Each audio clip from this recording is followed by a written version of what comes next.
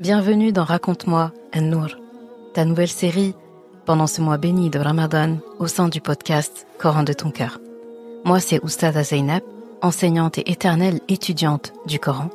Cette année, je t'invite à marcher vers la lumière avec Sourate An-Nour. Cette sourate qui éclaire les cœurs, purifie les âmes et nous guide vers la clarté dont nous avons tant besoin face aux défis de notre époque actuelle.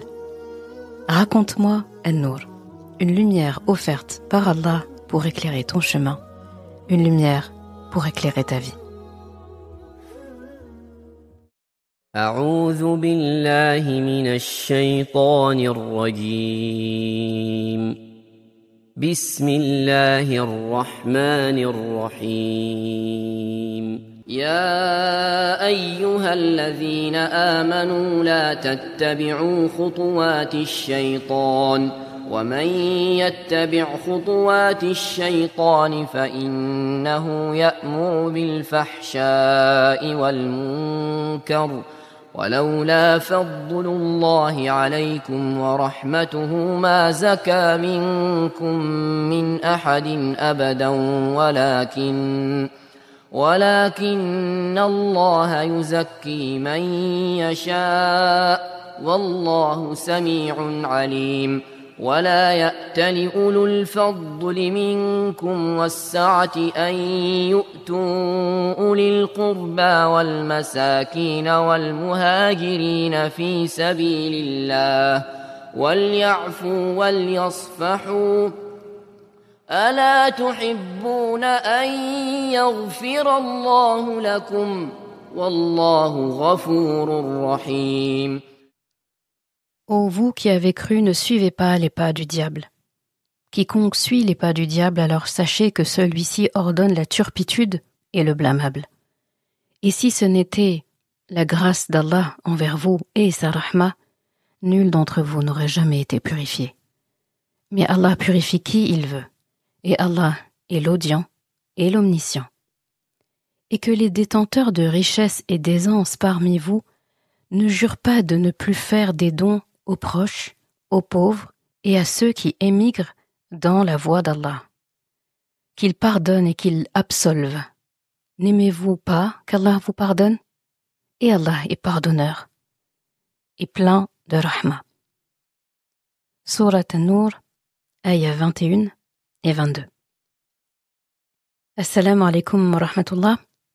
Très content de te retrouver pour la suite de Raconte-moi An-Nour, cette sourate qui est censée apporter de la lumière dans nos vies, Inch'Allah, dans nos quotidiens, et qu'Allah nous accorde d'en appliquer chaque recoin.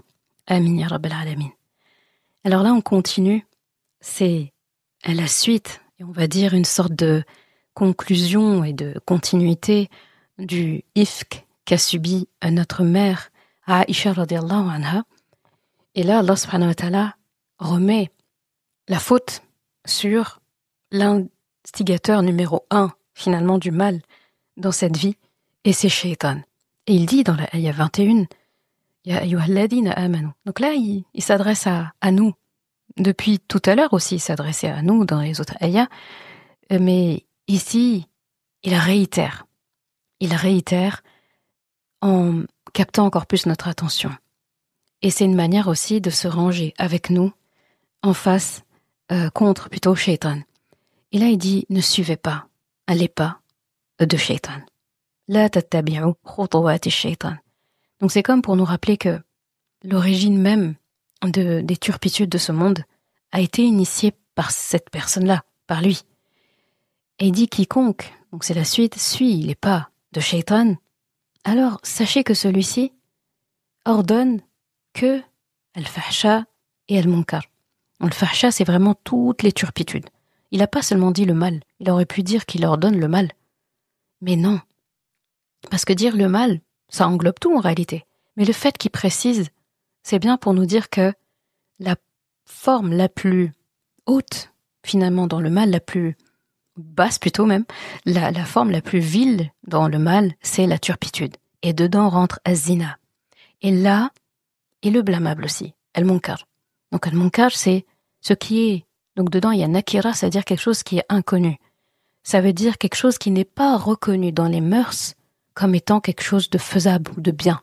C'est comme si Allah disait, vous savez en fait, ces choses-là ne font pas partie de vos mœurs. Ça fait pas partie de vos codes. Ces turpitudes, c'est pas pour vous. Vous êtes mieux que ça. Ne suivez pas celui qui s'est attitré à lui-même ces choses blâmables. Vous valez mieux que ça. Donc ne le suivez pas. Il est en train de nous dire que c'était des murmures de shaitan à la base qui sont devenus des actes plus tard. Et quand c'est devenu des actes, aussi bien la turpitude qu'on mentionne depuis le début de la sourate que ceux qui colportent et les non-témoins, etc., c'est pour dire que le murmure de shaitan est venu emplir en fait votre intérieur pour que vous fassiez ce que vous avez fait. Parce que quelqu'un pour qui c'est resté au stade du waswas, du murmure, n'arrive pas à là. Parce que shaitan n'épargne personne de ces murmures. On demande refuge à Allah subhanahu wa ta'ala contre ces murmures. Mais ils sont là, ils seront constamment là, il essayera toujours. Et en plus, plus tu te cantonnes à Allah, plus tu t'accroches au câble d'Allah, comme Allah le mentionne dans le Coran, donc le Coran lui-même, plus tu vas t'accrocher, plus tu vas vouloir étudier ton Coran, en gros là, les auditeurs de ce podcast aussi, eh bien, plus Shaitan va te dire, mais danger, il y a danger, cette personne est en train de découvrir la vérité, elle est en train d'être émerveillée par la parole d'Allah, vraiment, elle est en train de craindre Allah, là, elle est en train d'aimer Allah, elle est en train d'aimer sa parole, elle est en train d'envisager d'appliquer plus de Coran dans sa vie. Ah, cette personne, je vais pas la laisser. En fait, c'est limite bon signe. Il faut arriver à un point où Shaitan, limite, désespère de nous faire dévier. Comme Rasulullah sallallahu alayhi wa sallam l'avait dit dans son discours d'adieu, dans son sermon d'adieu, où il disait que Shaitan, il a renoncé, en fait, à vous faire adorer des idoles. Il faut le faire renoncer à vous perdre du sentier d'Allah. Et c'est possible. Et ça se fait par la constance. Ça se fait parce que Allah a dit dans le Coran, ça se fait par les moyens qu'il nous donne. Et là, il n'y a pas besoin d'aller loin. La première ayah de Surat An-Nur résume tout. Elle donne le code, en fait. Quand il dit juste dans ce mot, la'allakum tadhakkarun, afin que vous vous rappeliez, que vous revoyez, que vous révisiez, et encore, et encore. Surat An-Nur, clairement, il n'y a aucune obligation, bien sûr, à la lire tous les jours, à la mémoriser, etc. Mais honnêtement, ça fait partie des sourates où dans mes révisions, etc. quotidiennes, bon, il y a toujours surat Al-Baqarah, parce que Baqarah Baraka, on est d'accord, il y aura toujours une partie de Baqarah en entière, ou une partie, peu importe, je tourne dessus. Et surat Nour, j'aime bien l'ajouter aussi. Si c'est pas tous les jours, il faut qu'elle soit là toutes les semaines. Et chaque passage, je me dis, ah oui, ça vient me rappeler. Et quand on n'a pas révisé, on va dire, ce qu'il y a dans Surat Nour depuis longtemps, on le voit. Pas qu'on tombe dans toutes ces bêtises-là, mais des piqûres de rappel, ça fait du bien. Ça fait du bien. Donc, je disais, Shaitan ordonne ça. Al-Fahsha et Al-Munkar. Et Allah répète encore. Walaou la fadlullahi alaykum wa rahmatuhu. Et il dit, donc si ce n'était pas ma rahma, ma grâce, il dit ma zaka minkum min ahadin abada. Zaka.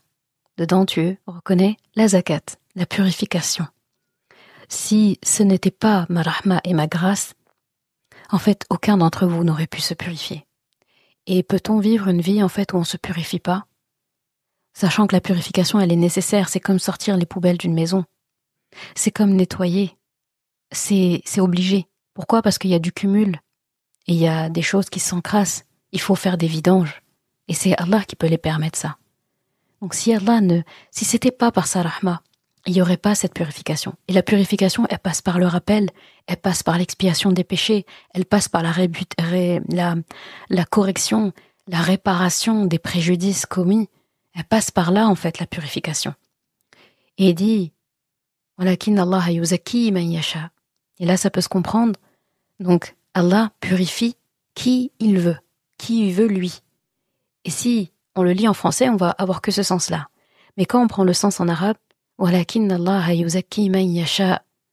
Donc Allah purifie qui il veut lui, ou qui veut être purifié. Man yasha, il n'a pas précisé. Il n'a pas dit man yasha Allah. Il a dit Man yasha. Ça peut être Allah, ça peut être l'être humain dont il est question. Comme pour dire, celui qui veut être purifié, Allah va le purifier. Mais si déjà t'en as pas envie, eh bien Allah, comme il dit, Ana ala dhanni abdi bi. Donc je suis finalement pour mon serviteur comme ce qu'il pense de moi. S'il me voit comme quelqu'un qui punit seulement ou qui veut, qui veut pas l'aider, eh ben il me verra comme ça. Et certainement j'apparaîtrai comme ça pour lui. Même quand il dit ça, il est plein de rahma, ça le quitte pas. Mais s'il me voit comme son sauveur, comme son pourvoyeur, comme son Rab, alors c'est bon, je serai ça pour lui. Eh bien là c'est pareil. Si tu veux être purifié, si tu es fait partie de ceux à qui Allah justement dit de Yuzaki man yasha, si tu veux avoir cette tazkiya, eh bien Allah a dit qu'il te purifiera. Mais celui qui n'en a pas envie, donc fais pas les actions pour, n'en rêve pas, n'aspire pas à ça, il pourra pas se plaindre demain s'il n'a pas. Tu ne l'as pas demandé. Et surtout, tu ne le veux pas. Donc je t'ai pas embêté en fait. Mais celui qui veut, Allah voudra avec lui. Et après, il termine en disant Allahu sami'un alim. Sami'un alim. Donc tu vois, j'aime bien m'arrêter sur ces attributs-là en fin d'ayah. Pourquoi alimun hakim, ghafurur rahim, tawwabun hakim, alimun hakim. Et ici, sami'un alim. Si tu as remarqué cette tournure-là, donc ces deux noms-là, ils apparaissent plusieurs fois dans le Coran. Inna Allah sami'un alim. Kana Allah sami'an alima. Très souvent dans le Coran, ça apparaît. Et si tu remarques bien, il n'y aura jamais l'autre sens. Tu verras jamais alimun sami'. Il n'y a aucun passage du Coran où il y a ces deux noms-là, et Allah dit Sami', alim d'abord, et sami' ensuite. Ce sera toujours sami'un d'abord, et alimun après. Sami'un alim. Il n'y a pas de hasard. Tu sais très bien que Allah est précis. Il est parfait. Et tout ce qu'il fait est dans la perfection. Là, l'ordre est important. Il fait précéder d'abord sa grande capacité d'écoute, donc l'audient, le tout audient. Puis ensuite, il parle de sa grande capacité à tout savoir, le tout sachant, l'omniscient. Donc ici, on pourrait dire, ok, il dit qu'il entend tout et qu'il sait tout. Là, c'est très intéressant. Quelqu'un qui sait tout de toi, ce que tu as fait de mal ou pas, les injustices que tu as commises vis-à-vis de lui, parce que des injustices, on en commet même vis-à-vis d'Allah, quand on respecte pas ce qu'il a dit, c'est une injustice. Ça ne lui fait pas de mal, bien sûr. Et Allah subhanahu wa ta'ala dit qu'il s'est interdit à lui-même l'injustice. Donc si l'être humain est injuste envers lui-même, injuste envers les autres, c'est une injustice envers Allah qui n'est pas injuste. Donc, si tu as commis une injustice envers quelqu'un, ou plutôt quelqu'un a commis une injustice envers toi, il a fait des choses envers les autres, du bien, du mal. Et toi, admettons, tu es dans une posture où tu sais ce qu'il a fait. Tu es au courant de tout le process, parce qu'on t'a rapporté, parce que tu es au courant de tout. Et cette personne vient te demander pardon, ou vient t'expliquer des choses que tu sais déjà. Est-ce que tu as la patience de l'écouter ? Est-ce qu'on a de la patience d'écouter ? Faut parler vraiment honnêtement, sincérité radicale. A-t-on de la patience à écouter quelqu'un nous raconter des choses qu'on sait très bien ? On sait. Oui ou non ? Si on est honnête. Ceux qui arrivent à faire ça, c'est ceux qui ont déjà fait un travail sur eux-mêmes et qui prennent le temps d'écouter, même si ce que la personne va dire, ils savent. Le truc soft, c'est quand, par exemple, quelque chose est ton domaine, t'es spécialiste dans un domaine, et tu vois quelqu'un qui découvre ce domaine, etc., qui a appris des choses dessus, et qui vient t'en parler, mais comme pour t'expliquer comment est la chose et tout. Et toi, t'as deux choix. Soit, tu dis oui, je sais, et puis limite, tu prends le dessus, et la personne, en fait, tu lui fais comprendre que tu sais, et la personne, même gênée, elle va dire ah oui, tu sais, c'est vrai, je savais pas que t'étais spécialiste de ça. Ou t'as le deuxième choix, c'est que, en fait, tu connais ça, mais tu laisses à la personne le plaisir de raconter, le plaisir de d'énoncer, le plaisir, en fait, de s'entendre expliquer la chose. Normalement, c'est la deuxième option qu'on doit prendre. Rasulullah sallallahu alayhi wa sallam avait cette attitude-là. Est-ce qu'il y a quelqu'un d'autre qui savait mieux que lui la vie, les préceptes de l'islam, la foi est-ce qu'il y a quelqu'un qui était plus savant que lui? Pourtant, quand quelqu'un venait lui parler de quelque chose, lui apporter une nouvelle, lui expliquer un fait, Rasulullah sallallahu alayhi wa sallam ne volait pas la parole. Il prenait pas le dessus. Il montrait pas à la personne qui sait. Il l'écoutait parler jusqu'au bout. Ça me fait penser beaucoup à nos enfants. Souvent, ils vont nous raconter des choses qu'on connaît. Des fois, c'est des trucs qu'on connaît pas, vraiment. Faut juste les laisser grandir un peu. Ils vont vous commencer à parler de matière. Moi, je suis sûre, ma fille, dans quelques années, quand elle va me parler de physique-chimie, elle saura beaucoup plus de choses que moi parce que c'était pas une matière que j'aimais beaucoup à l'école. Donc, c'est sûr qu'elle va me dépasser. Je donne cet exemple. Et même d'autres choses de la vie courante. Ils ont lu quelque chose dans un cours, un journal, un livre que t'as pas lu, ils viennent te raconter. Bah, écoute. Mais il y a des choses où nos enfants nous racontent alors qu'on sait, on connaît. Dernièrement, c'est arrivé avec mon fils. Il a fait une leçon de grammaire et il vient m'expliquer « Maman, tu savais c'était quoi les COD, je sais plus, comment ça ?» Et en fait, ici, on peut dire au mieux, et nous, on pense pas à mal. « Oui, les COD, c'est ça, ça, ça. Oui, je connais, mais j'étais à l'école quand même. Hein. » Mais notre enfant, quand il nous rapporte ça, c'est pas ça qu'il attend. Et quelque part, il sait que tu sais. T'es sa mère, t'es sa super héroïne. Ou t'es son père, t'es son super héros. Donc en fait, il sait. Limite, les enfants, ils ont même l'impression qu'on sait tout. Et le jour où on leur dit non, ça, je sais pas, ils sont là, mais si, dis-moi. Et là, on dit non, je sais pas, va chercher l'information ailleurs, je sais pas. Les enfants ont du mal. En tout cas, moi, mon fils de 4 ans, il a beaucoup de mal quand je lui dis je sais pas. Il dit si, tu sais. Je lui dis non, je sais pas. Si, tu sais. Eh bien, dans le cas où on connaît, et l'enfant vient nous apporter cette chose, il est tout content. Finalement, ce qu'il veut, c'est pas nous informer, nous apprendre. Il vient en toute confiance nous confier cette chose qu'ils ont appris, nous le déposer, et peut-être qu'il veut juste s'entendre le dire à voix haute, s'entendre savoir qu'ils savent, s'entendre réaliser qu'ils ont appris quelque chose de nouveau. Donc il n'est même pas question de nous, il n'est pas question de toi ou de moi, il est juste question de eux qui découvrent des choses. Avec des enfants, des fois on fait l'erreur, qu'Allah nous pardonne si on l'a fait. On les laisse pas aller des fois jusqu'au bout de ce qu'ils veulent dire, limite on est là, abrège frère, on te dépêche-toi, ou on termine la phrase pour eux. Oui, donc c'est... Et on est sur autre chose. Faut pas faire ça. Et on le fait aux enfants, on le fait aussi aux êtres humains. Donc, la personne, quand elle vient, et là je parle de trucs sympas, maintenant prends le cas de figure de quelqu'un qui t'a causé du tort ou quoi que ce soit, et toi tu connais toute l'affaire. Il vient t'expliquer, demander pardon, etc. Déjà, si tu arrives à le pardonner, tu te dis c'est déjà bien si je te pardonne. Mais qu'est-ce que tu auras tendance à faire, c'est épargne-moi les détails. Je suis au courant, et surtout voir quelqu'un se justifier ou s'expliquer sur quelque chose où déjà ça t'a pris du temps à accepter, ça t'a pris du temps peut-être à pardonner, et tu le vois parler. Il n'y a pas beaucoup de personnes qui ont la patience de laisser cette personne finir de parler. Il n'y a pas beaucoup de personnes qui ont istima et qui ont envie d'écouter. Là, maintenant, je te demande de relire cette ayah. Quand Allah dit « Wallahu sami'un alim ». Est-ce qu'il y a quelqu'un qui connaît mieux qu'Allah les choses? Est-ce qu'il y a quelqu'un dans ce monde que tu connais qui sait ce que tous les habitants de la terre font, disent, pensent, qui connaît leur passé, leur futur, qui sait tout d'eux? Est-ce que tu en connais plusieurs? Moi, je n'en connais pas sur cette terre. Le seul que je connais qui sait faire ça, il dépasse la terre, puisqu'il l'a créée, et c'est Allah. C'est pour ça qu'il y a Alim, le tout-sachant, l'omniscient. Pourtant, Allah sait. Il sait tout, et il sait qu'il sait tout. Et tu sais qu'il sait tout. Pourtant, il préfère commencer par te dire qu'il entend, qu'il écoute tout. Il écoute tout. Il est Samia.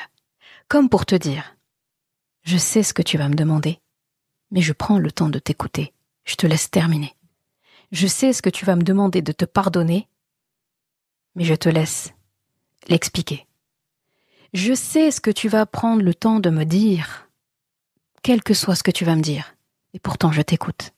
Cette ayah, chaque fois que tu vas la rencontrer, parce que tu vas le croiser plusieurs fois dans le Coran, « Inna Allah sami'un alim », ça doit venir appuyer, te rappeler, réitérer cet espoir que tu dois avoir qu'Allah veut accueillir la discussion avec toi.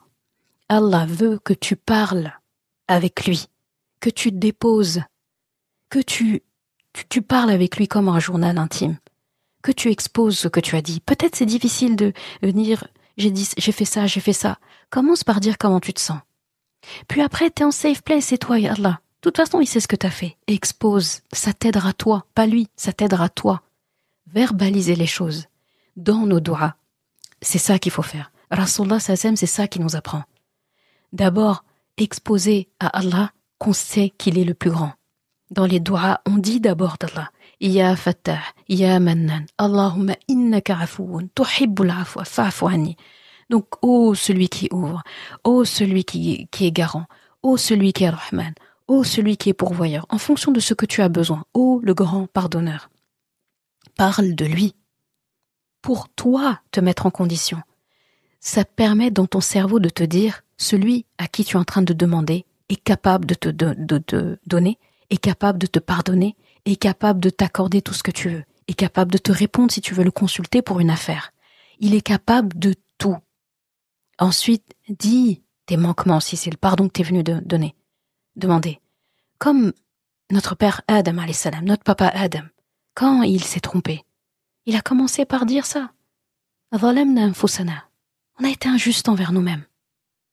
Et si tu ne nous pardonnes pas, et si tu fais pas de preuve de rahma envers nous, on va être très certainement parmi les perdants.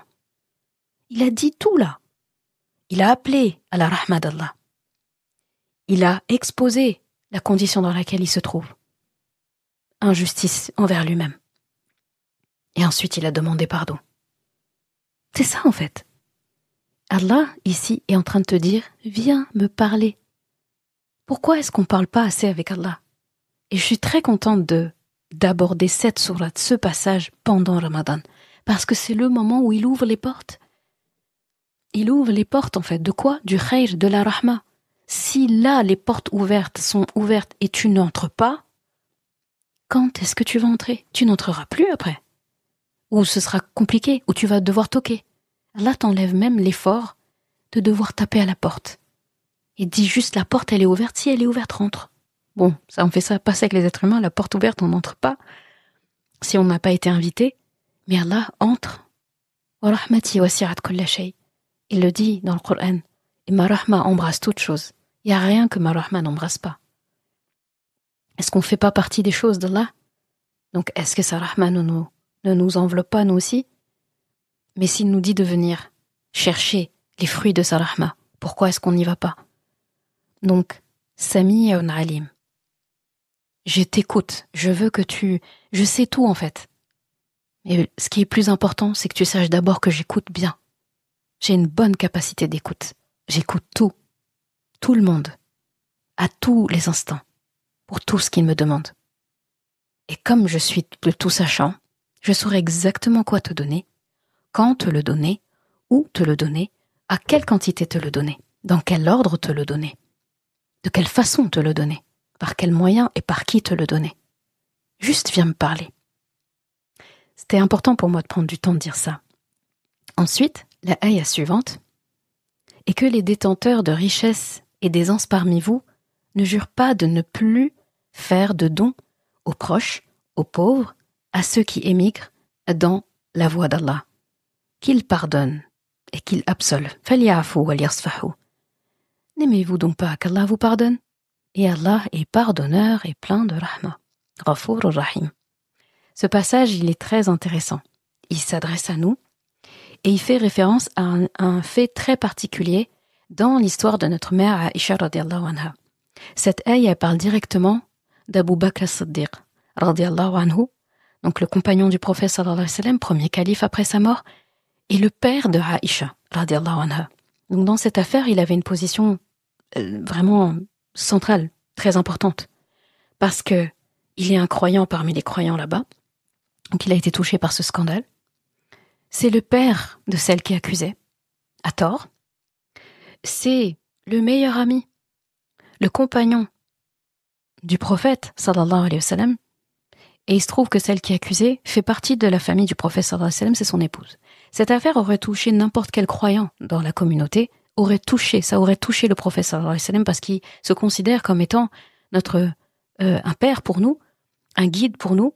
Et comme Allah le dit dans le Coran, à la fin de Surat Tawbah, quand il parle du prophète sallallahu alayhi wa sallam, il dit لقد جاءكم رسول من أنفسكم عزيز عليه ما عنتم حريص عليكم بالمؤمنين رؤوف رحيم. Il parle du prophète sallallahu alayhi wa sallam, il dit est venu à vous un prophète, un envoyé, donc un prophète parmi vous, à qui, en gros, qui est très sensible à ce qui vous arrive, pour qui ce qui vous arrive pèse lourd, qui est bil mu'minin raouf et rahim. Allah le dit, donc en plus, subhanallah, les mots se répètent. Il est raouf et il est rahim. Et là, on l'a vu dans cette sourate. Allah a dit qu'il est raouf rahim. On l'a vu dans les ayats précédentes. Donc c'est des caractéristiques d'Allah, 2 de ces 99 noms que Allah attribue à son prophète nous concernant.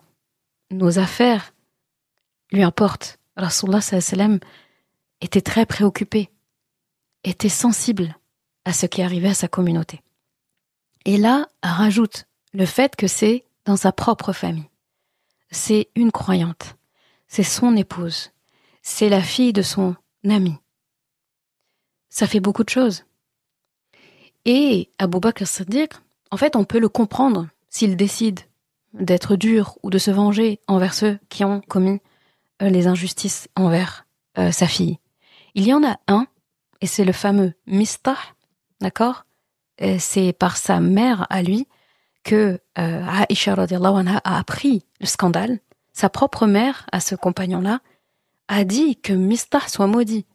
Elle-même, elle n'a pas pris la défense de son fils.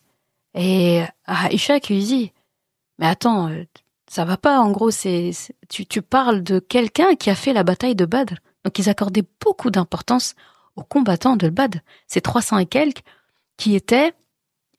voilà, c'était le gros cocon, le noyau.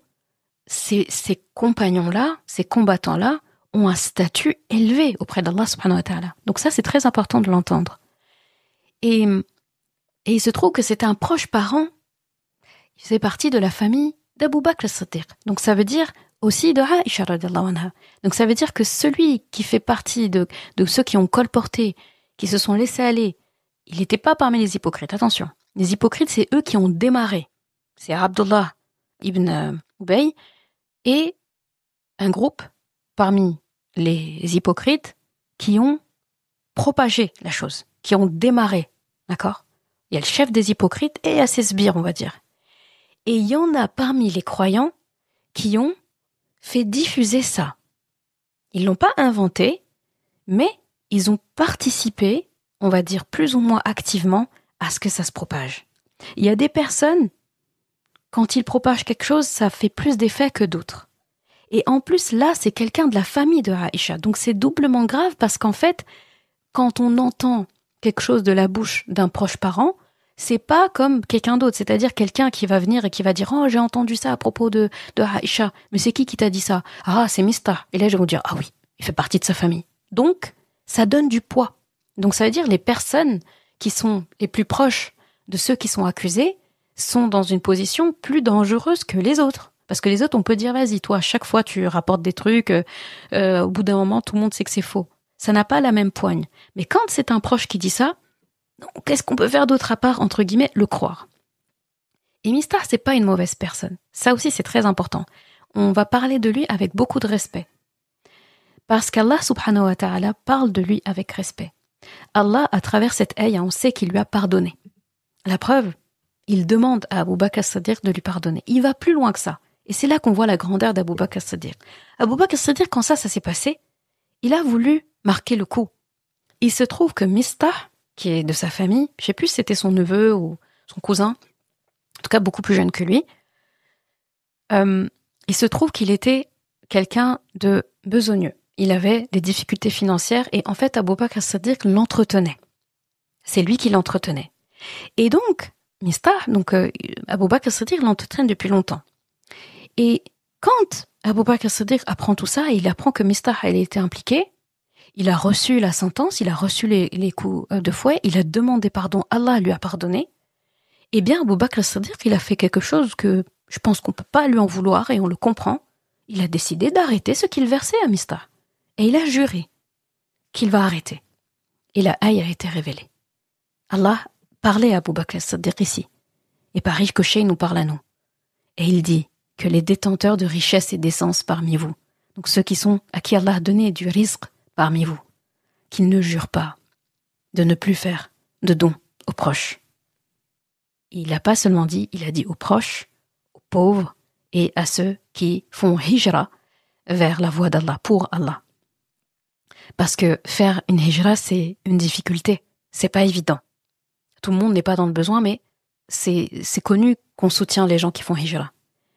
Les pauvres, il n'y a pas besoin de faire de dessin, ils sont nécessiteux. Et les proches qu'on entretient, c'est parce qu'ils ont le besoin aussi.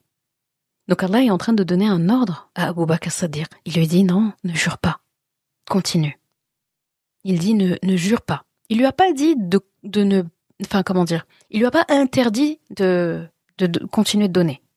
Mais il a dit ne jure pas de faire ça. Ne jure pas de ne plus le faire. Faut pas. Et on a tendance à se dire ça c'est celui qui a commis l'erreur, il s'en sort bien, il bénéficie. Mais non.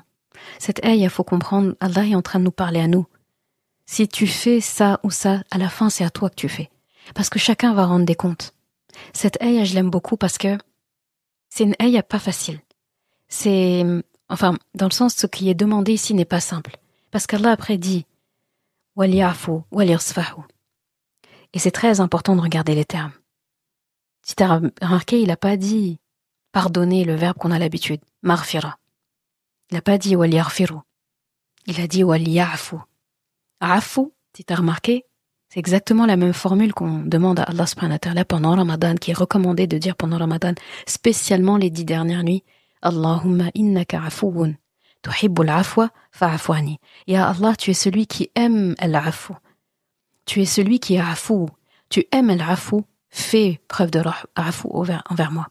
Afu, je l'ai souvent abordé aussi dans les épisodes de podcast. C'est un mot qui est magnifique. C'est pas pardonner seulement afu. C'est le fait d'effacer. Effacer tout. Et pas effacer seulement. C'est effacer, pardonner, mais avec bon cœur. Avec amour limite.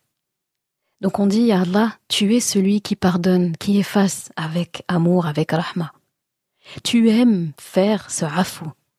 Alors, fais-moi afu. Et là, il vient et il dit pour quelque chose de douloureux en réalité. Wali'afu. Oubliez. Pour vous, oubliez. Cette affaire, elle a déjà été assez douloureuse. Est-ce qu'il y a besoin d'y repenser? Et pourtant, on pourrait dire, le fait de continuer de donner à cette personne, ça va peut-être activer encore plus sa plaie. Mais déjà, il s'adressait à un homme dont il sait qu'il est capable de passer outre ça. Et parce qu'il veut nous élever ici. Il veut qu'on s'élève haut, qu'on dépasse ce stade de oui, il m'a fait ci, il m'a fait ça. Ça veut pas dire que c'est facile. Attention, attention. Ici, Allah n'oblige personne à pardonner. Si tu as remarqué, tu ne trouveras pas des passages dans le Coran où Allah force le pardon. Il n'oblige personne à pardonner. C'est quelque chose pour lequel il a laissé le choix à tout un chacun. Tu ne seras jamais condamné, puni, parce que tu n'as pas pardonné. Par contre, tu gagnes plus à pardonner qu'à ne pas pardonner. Parce que celui qui pardonne, c'est pour lui qu'il fait. Celui qui ne pardonne pas, c'est lui qui va s'alourdir. Et je t'avais déjà raconté cette anecdote, je crois. C'est une histoire qu'on m'avait racontée quand j'étais plus jeune. Un professeur qui voulait justement expliquer à ses élèves les conséquences finalement de ne pas pardonner. Et il avait dit, fait faire une expérience aux élèves. Donc chacun d'entre vous va prendre un sac à dos. Et à chaque fois que quelqu'un va vous faire du mal, eh bien vous allez prendre une pomme de terre et le mettre dans le sac à dos. Et si jamais vous avez pardonné à cette personne, vous enlevez une pomme de terre. Si vous n'avez pas envie de pardonner, vous pouvez garder le sac à dos. Vous pouvez garder la pomme de terre dans le sac à dos. Mais la condition, c'est que le sac à dos, vous devez le porter avec vous tout le temps. Tout le temps, tout le temps. Tout le temps. Vous l'emmenez partout avec vous. D'accord ? Tout le temps. Vous pouvez pas déposer ce sac à dos. Je sais pas si cette histoire est vraie ou pas, mais c'est une anecdote parlante. On va juste tirer des leçons, quoi. Et donc le professeur, après, quelques temps après, il revoit ses élèves pour faire un peu un bilan. Et il demande à chacun de montrer l'état du sac à dos. Il y a des personnes où il n'y avait pas beaucoup de pommes de terre. Il y en a où il y avait beaucoup de pommes de terre. Peut-être qu'il y en a où il y avait plus du tout de pommes de terre. Et donc, pour qui il restait des pommes de terre, donc ça veut dire des gens à qui ils n'ont pas pardonné. Il leur a dit, ouvre le sac à dos. Ouvrez le sac à dos. Ils ont ouvert le sac à dos. Et là, les pommes de terre sont toujours là. Il dit, comment sont vos pommes de terre? Et là, ils répondent, ils sont pourris. Et là, il profite pour faire la leçon. Ce que vous ne pardonnez pas, vous le gardez. Et ça pourrit en vous. Et si vous avez remarqué, la personne à qui vous pardonnez ou vous pardonnez pas, elle ne porte pas votre sac à dos. Elle porte le sien peut-être, mais elle porte pas votre sac à dos. Parce que vous l'avez transporté partout. Cette expérience était pour vous dire que ce que vous pardonnez pas, vous le transportez partout avec vous. Parce que ça reste dans le cœur, et je crois qu'on marche tous avec notre cœur tout le temps. Cette image, elle m'a toujours parlé. Et effectivement, est-ce qu'on a envie de s'alourdir? Est-ce qu'on a envie de se prendre un sac de pommes de terre et les laisser pourrir et continuer d'avancer et en plus en rajouter? Et non, moi je pardonne pas, donc je garde mes pommes de terre. Le sac s'alourdit, le sac pourrit de l'intérieur et le sac on le transporte partout. Donc c'est nous qui allons devoir subir les odeurs, le désagrément, les maux de dos, etc. Ça veut pas dire encore une fois qu'en fait on est obligé de pardonner encore une fois. Mais c'est-à-dire, c'est ça que j'ai envie de dire, c'est que si on pardonne, on le fait pas pour l'autre. On le fait pour soi en premier. L'autre va bénéficier aussi parce que on sait que si on pardonne pas à quelqu'un qui nous a fait du tort, Allah ne le pardonne pas. Et pour nous aider à cet exercice-là, Allah subhanahu wa ta'ala dit « Ala tuhibbuna an yaghfira Allahu lakum » Cette question est une question rhétorique. Qu'est-ce qu'on peut répondre à ça? Est-ce qu'on peut répondre autre chose que oui, bien sûr, ya Allah? Il dit, n'aimez-vous donc pas qu'Allah vous pardonne? Ala tuhibbuna. Et tous les verbes sont importants. Aimer. Il n'a pas seulement dit, est-ce que vous voulez pas qu'Allah vous pardonne? Genre, et Allah, vous souhaitez pas qu'il vous pardonne? Non, il a dit, vous n'aimez pas qu'Allah vous pardonne, aimez. Qui n'aime pas le pardon d'Allah? Qui ne ferait pas tout pour qu'Allah lui pardonne? Je connais personne qui va répondre à cette question qu'Allah nous pose. Non, moi j'aime pas, moi. Je pardonne pas. Yawm al-Qiyamah, on se retrouve. Il va payer. Je connais pas beaucoup de personnes qui vont répondre non à cette phrase. N'aimez-vous pas qu'Allah vous pardonne? Et comme pour nous donner la réponse, tellement c'est évident, il dit, et en plus, Allah est Ghafour Rahim. Ghafour, c'est le pardon immense. C'est un pardon intense, complet. Et Rahim, ai-je besoin encore de le traduire? Donc en fait, qu'est-ce qu'on veut plus que le peuple? Ça veut pas dire que c'est facile, mais ça veut dire qu'il faut aspirer à arriver à ce niveau-là. Encore une fois, j'enlève, bien sûr, les cas de personnes, et je fais ce disclaimer, mais en réalité, je pense que vous avez compris, ça va de soi. Les cas de personnes qui ont subi des choses très injustes, et des fois dans leur famille, des fois de très proches, vous savez, encore une fois, on minimise pas. Chacun a son rythme. Tout ce qu'on a envie de dire ici, c'est qu'Allah promet l'excellence, la félicité à celui qui arrive à passer outre. Et dans le cas de Abu Bakr as-Siddiq ici, déjà, moi quand je lis ça, je me dis, la seule chose qu'il a fait contre lui, c'est d'arrêter, c'est de dire qu'il arrête, en gros, ce qu'il lui donne. Là, j'ai envie de dire, c'est gentil ça. Et des gens, c'est pas ça qu'ils auraient fait. Ils auraient voulu le tuer. Ou il l'aurait blessé plus que ça, quoi. Là, c'est juste, je lui coupe les vivres, c'est bon, stop. J'arrête de lui donner des allocations, quoi. C'est juste ça. Et on peut pas lui en vouloir. Qui aurait envie de continuer de donner? Et pourtant, Abu Bakr as-Siddiq, quand il a entendu cette ayah, quand elle était révélée, en plus pour lui, quoi, eh bien, il a répondu. Donc le hadith qui parle de ça répond que Abu Bakr as-Siddiq a répondu « Oui, Allah, j'aime que tu me pardonnes ». Et là, il a juré l'inverse. Il a juré qu'il n'arrêterait pas de donner à Mistah. Je trouve ça très beau.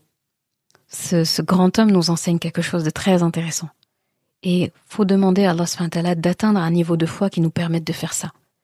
C'est vraiment ce à quoi on doit aspirer. On doit même pas être en train de dire, ya Allah, permets-moi permets-moi d'atteindre ce niveau-là.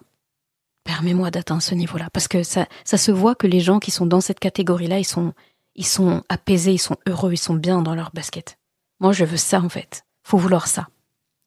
Et là, Allah est précis aussi.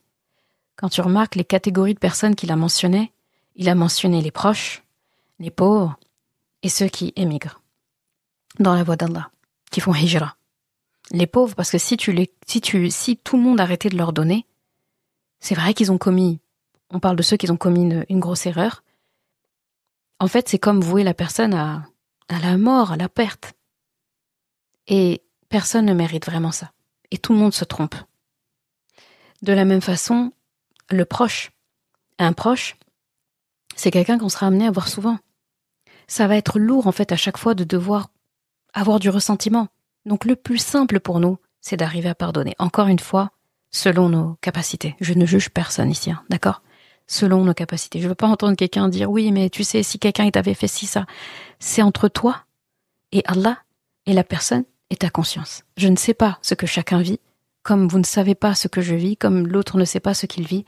Chacun fait son état de conscience avec les ayats. D'accord ? Moi, j'expose. Je ne juge pas et je peux pas être... je peux pas décider pour les autres. Donc c'est important. Franchement, les ayats, prenez-les, vous et les ayats. Et qui n'aimerait pas qu'on lui pardonne ? Allah. On fait plein d'erreurs. Et il y a forcément une erreur qu'on fait, on se dit, j'aimerais tellement être pardonné pour celle-là. Et il y a des erreurs des fois qu'on fait qui sont peut-être plus graves que les choses qu'on veut pas pardonner à quelqu'un d'autre. Et quand on fait une erreur, en plus surtout si on a embêté quelqu'un d'autre, et on se donnerait tout pour cette personne et nous pardonne, et en même temps, nous, on veut pas pardonner à quelqu'un d'autre, où va-t-on ? Est-ce qu'on n'est pas la communauté de l'ihsan ? Je répète ça souvent, mais parce que c'est ce que je veux qu'on imprègne tous. Donc, ala tuhibbuna an yaghfirallahu lakum wallahu ghafurur rahim. Bien sûr qu'on veut qu'Allah nous pardonne. Donc, cette partie-là, elle est assez touchante, dans le sens où ça conclut un petit peu ce scandale, on va dire, et il faut qu'on en tire des leçons. Je vais m'arrêter là pour l'épisode d'aujourd'hui. Je te retrouve au prochain épisode pour la suite, Inch'Allah. Salam alaikum.